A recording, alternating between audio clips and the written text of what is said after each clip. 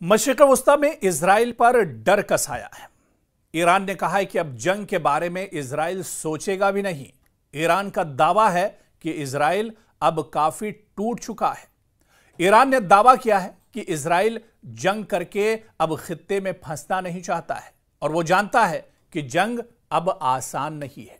जी हां, ईरान के नायब सदर मोहम्मद रजा आरिफ ने कहा है कि ईरान के खिलाफ हर जारहाना इक़दाम ने कौम को मजीद मुत्तहिद और इस्लामी निज़ाम की बुनियादों को मजीद मुस्तहकम कर दिया है। गैर मुल्की ज़राए अबलाग के मुताबिक ईरान के नायब सदर मोहम्मद रजा आरिफ का अपने बयान में कहना था कि सहूनी हुकूमत, इजरायली हुकूमत और अमरीका की जानिब से मुसल्लत करदा हालिया जंग दुश्मनों की नाकामी और रुसवाई का बायस बनी है।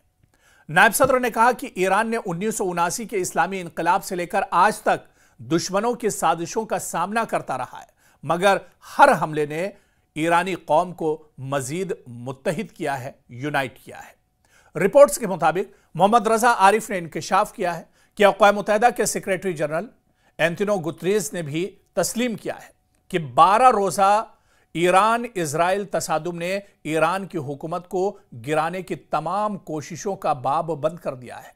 उन्होंने वाज़ेह किया है कि हम जंग के ख्वाहा नहीं, मगर अगर दुश्मन हमला करे तो ऐसा जवाब दिया जाएगा जिससे उसे ही जंगबंदी के लिए गिड़गिड़ाना पड़ेगा। वाज़ेह है कि गुज़िश्ता रोज ईरान के वज़ीर ख़ारजा इराक़ची का कहना था कि इजराइल हमारी दिफाई सलाहियतों से मुतालिक एक ख़याली खतरा खड़ा कर रहा है। ईरान के वज़ीर ख़ारजा इराक़ची का कहना था कि इजरायली नेतन्याहू ने तेहरान के अज़ाइम के बारे में झूठ बोला कि वो अपने मिसाइलों की रेंज को अमेरिका तक बढ़ाना चाहता है ताकि अमेरिका को नए हमले के लिए वर्गलाया जाए। गुज़िश्ता दिनों इजरायली वज़ीर आज़म नेतन्याहू ने पॉडकास्ट बेन शापरू के साथ एक इंटरव्यू में कहा था कि ईरान 8000 किलोमीटर की रेंज वाले बैन बर्रे आज़मी बैलिस्टिक मिसाइल तैयार कर रहा है। नेतन्याहू ने खबरदार करते हुए कहा कि तेहरान का बढ़ता हुआ हथियारों का प्रोग्राम अमेरिका के बड़े शहरों जैसे न्यूयॉर्क, बोस्टन, वॉशिंगटन या मियामी को खतरे में डाल सकता है। ईरानी वज़ीर ख़ारजा ने इजरायली वज़ीर आज़म के बयान के एक्स पर जवाब देते हुए कहा कि पहले भी इजराइल ने अमेरिका को ईरानी अवाम पर हमला करने के लिए धोखा दिया था। इस कार्रवाई की नाकामी के बाद इजराइल अब हमारी दिफाई सलाहियतों से एक बार फिर ख्याली खतरा बनाने की कोशिश कर रहा है।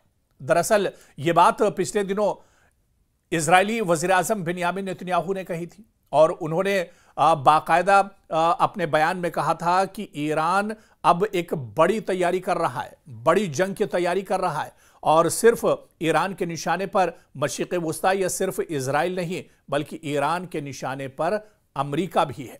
और अपने इस बयान में बिन्यामिन नेतन्याहू ने कहा था कि ईरान 8000 किलोमीटर दूरी तक मसाफत तय करने वाला मिसाइल तैयार कर रहा है और अगर यह मिसाइल ईरान तैयार कर लेता है तो अमेरिका भी एक तरह से महफूज नहीं रहेगा। अमेरिका के जो बड़े शहर, चाहे न्यूयॉर्क की बात करें या दूसरे और जो शहर हैं, वो महफूज नहीं रहेंगे और वो ईरान के निशाने पर रहेंगे।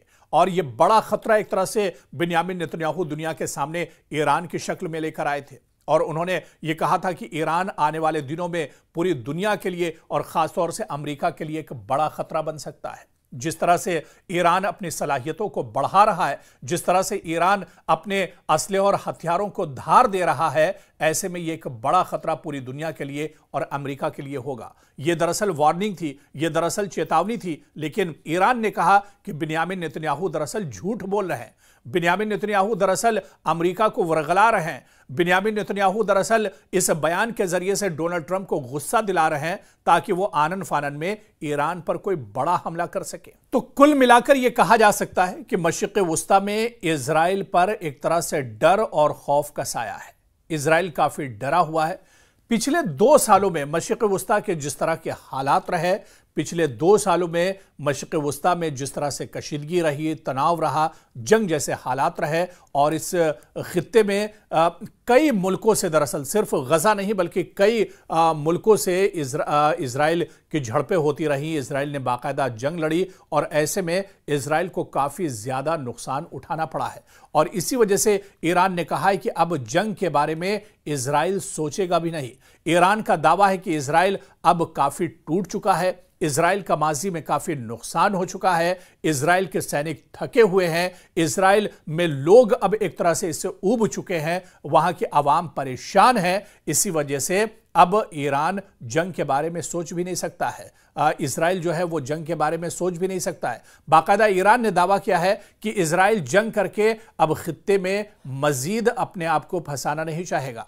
वो जानता है कि जंग अब उसके लिए आसान नहीं है। अब दरअसल जो दुनिया के ऊपर एक सुपर पावर का या इजराइल के लेटेस्ट हथियार और उसके डिफेंस सिस्टम को लेकर जिसके बारे में दुनिया जानती थी, लेकिन अब उसकी पोल दरअसल खुल चुकी है। अब दुनिया ये जान चुकी है कि चाहे इजराइल के आयरन डोम की बात की जाए या दूसरे एयर डिफेंस सिस्टम की बात की जाए, वो अब उन्हें वो काबिल तस्खीर हैं, उन्हें अब एक तरह से तोड़ा जा सकता है। और आप देखिए कि इससे पहले ईरान के साथ जिस तरह से 12 दिनों की जंग हुई, उसमें ईरान के कई ड्रोन, कई मिसाइल और कई रॉकेट ऐसे थे जो एक तरह से इजराइल के एयर डिफेंस सिस्टम उन्हें रोकने में नाकाम रहे थे। और इसके अलावा ईरान ने इजराइल की कमर तोड़कर रख दी थी। इसी वजह से आनन फानन में अमेरिका को निकलकर आना पड़ा और अमेरिका ने सालसी की और ईरान और इजराइल की जंग रुकवाई थी।